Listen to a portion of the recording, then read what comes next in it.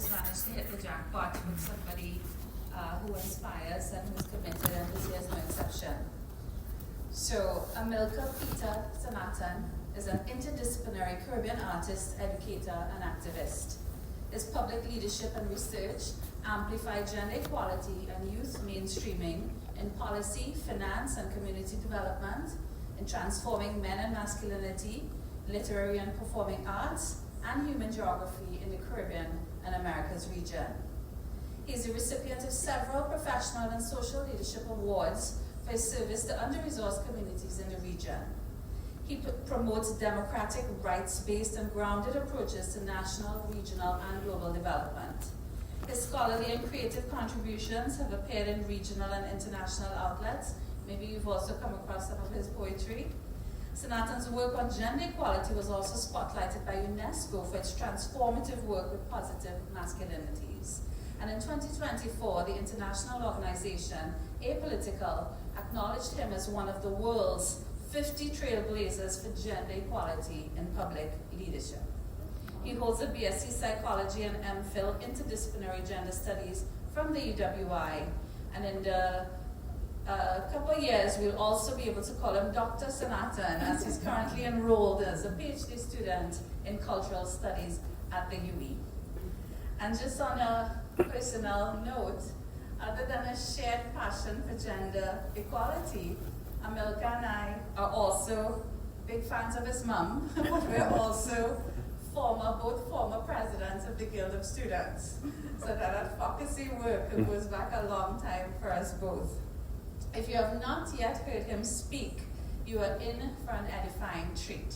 So it is my pleasure to invite Amilcar Sanatan to the stage.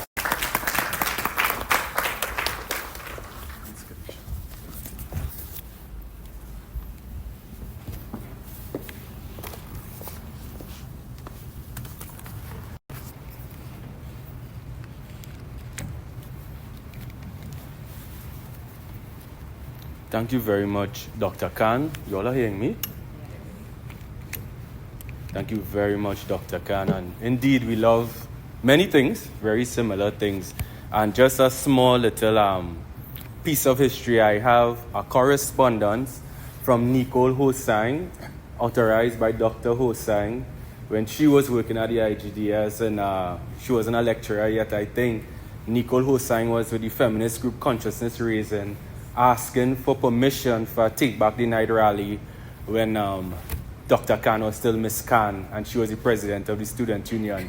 So it was very interesting coming across this paper to see the legacy of youth-led and student-led feminist and women's rights work, which I would have fallen to subsequently.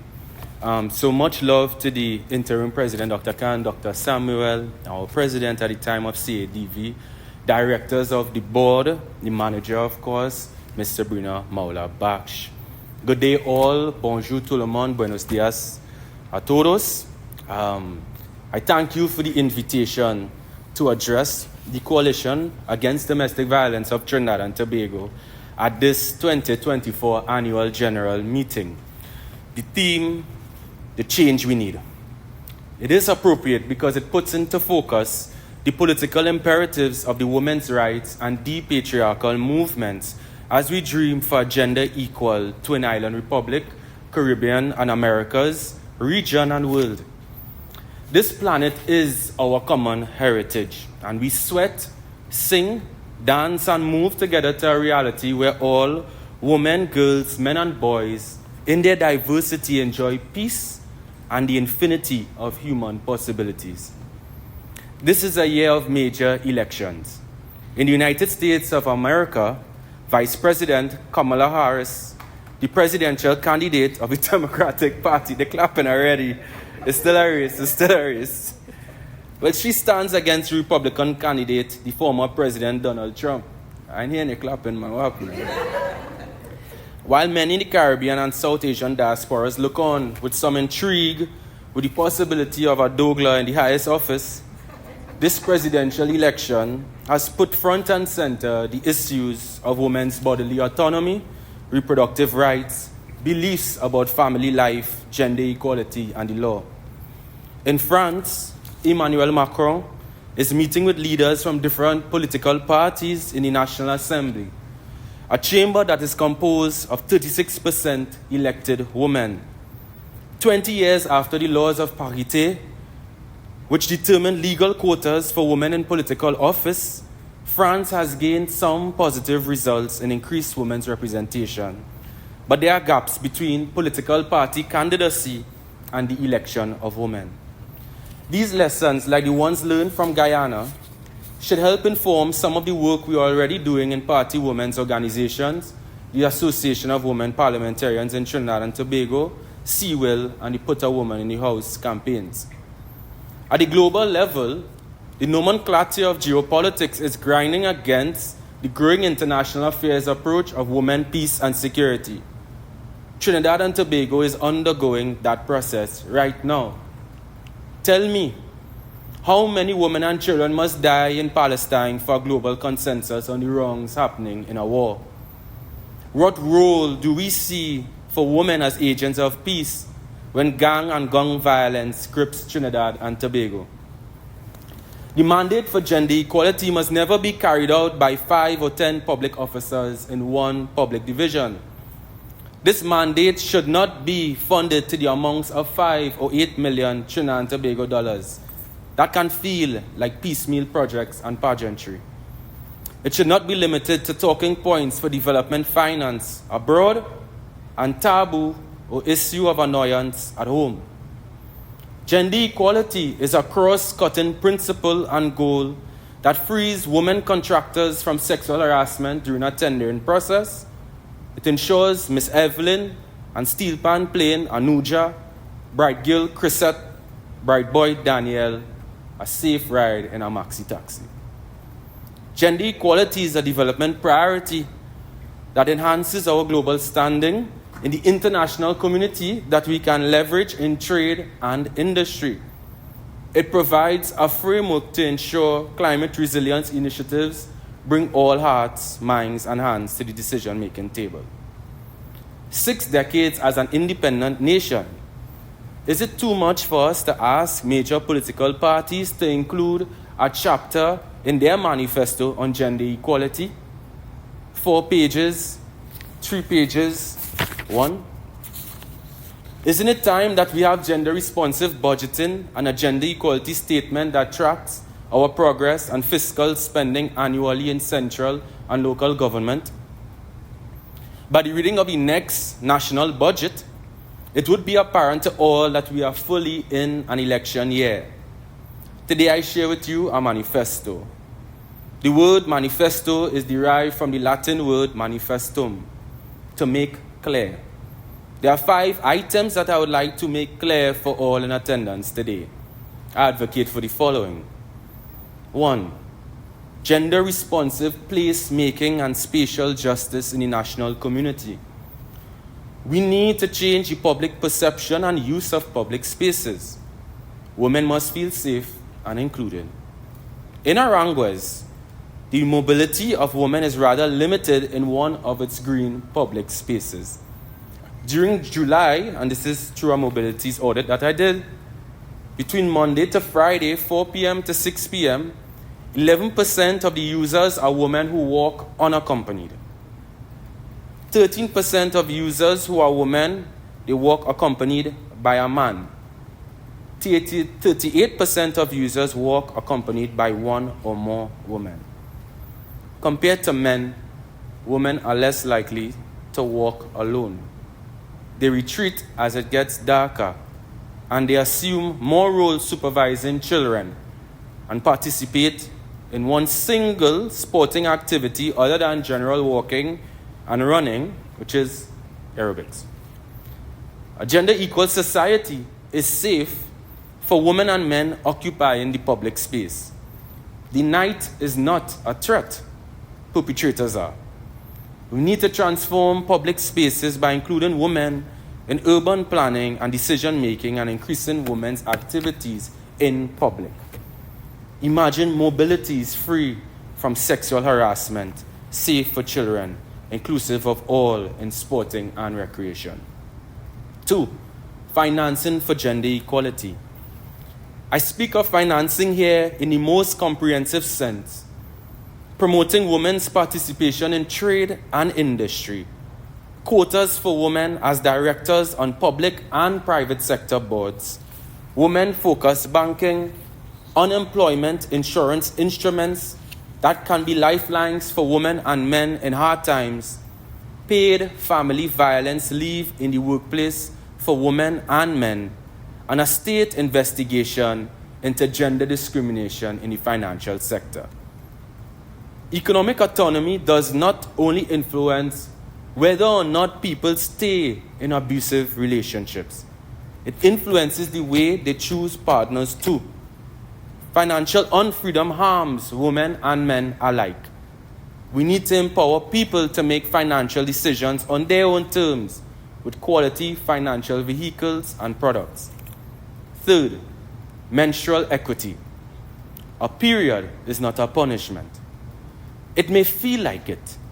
In a society where there is taboo on women's natural cycles, purity discourses on blood, weak institutional responses in schools by teachers, poorly designed and gender exclusionary sanitation infrastructure, and of course, the unaffordable menstrual products in spite of state support through tax exemptions. It takes a public politics to push for period-friendly toilets, affordable and accessible menstrual products, the eradication of latrines, too often toxic grounds for sexual assault in urban and rural areas, introduction of menstrual hygiene and management into primary and secondary schools, and investment in a toilet culture. I repeat, a toilet culture that has the potential to uplift everyday experiences in transport hubs, malls, cities, and public roads. Fourth, disability rights, inclusion, and justice. People with disabilities are people. The family violence and workplace sexual assault experienced by people with disabilities are woefully underreported. Ableism in social movements and state practices exclude too many. Spatial inequalities such as moving around to make a claim to the Criminal Injuries Compensation Board within the time frame is a problem for some. Sign language should be a language taught at CSEC O-level. Disabilities inclusion is a capacity and a course that should be included in state and civil society programming. GBV coordination mechanisms across the board need to be responsive to the deaf, blind, neurodivergent, and people with physical impairment. Fifth, which is my last submission for today, gender equal education. Classrooms where girls perform well academically, but classrooms that reinforce docility and retreat for them, where they don't speak up or put their hands up, are not fit for purpose. Schools which are the early spaces for dating violence, emotional abuse, and the normalization of sexual predation need interventions. Adolescent parenthood, as a result of sexual violence, needs visibility. Across the Caribbean, we have had about 1/3 of students failing compulsory subjects, English A and mathematics, at the start of this decade. Male academic underachievement, a worrying pattern in Trinidad and Tobago and the Caribbean, continues. The requirements for a CSEC O-level certificate is 5 subjects, inclusive of English A and mathematics. Illiteracy and innumeracy of our present generation compels us to rescue the institution of education, to develop healthy, successful, and caring workers and citizens. In one social program I coordinated in 2022, 69% of the participants had less than 3 CXE O-level subjects, the requirement to take part in the program, of which 39% overall had no passes, any qualification upon completion of their exams. You and I both know family violence impacts academic performance. Public insecurity, the allure of gangs, harassment to and from school create more drama than drum up support for reading books, private study, and leading in classrooms. The false binary on whether we educate youth for degrees or trades wastes our time when we look at the statistics. We need to tighten up on the fundamentals of education first and ensure schools are GB free zones. These are 5 manifesto items I hold dearly. There are many more that can save us from crime and violence, reduce food insecurity, and eliminate fights in the kitchen. There are policies you believe in that help victims on their path to survivorship and explore alternatives to incarceration for some young women and young men with a gender perspective. Until political parties see and feel every victim of gendered violence is a lost vote, and every concrete step to gender equality is a good spend of political capital, our voices for progress will be confined to breakout rooms and press releases of discontent. My friends, we are not begging for pylori. We are building a politics and political culture that truly recognizes the dignity for all. Let us take our issues to candidates, the political party floor, green public spaces in Aranguez and beyond, our communities and schools, any gathering of people who have something to say, who have a vote, and have a stake in our future. Thank you.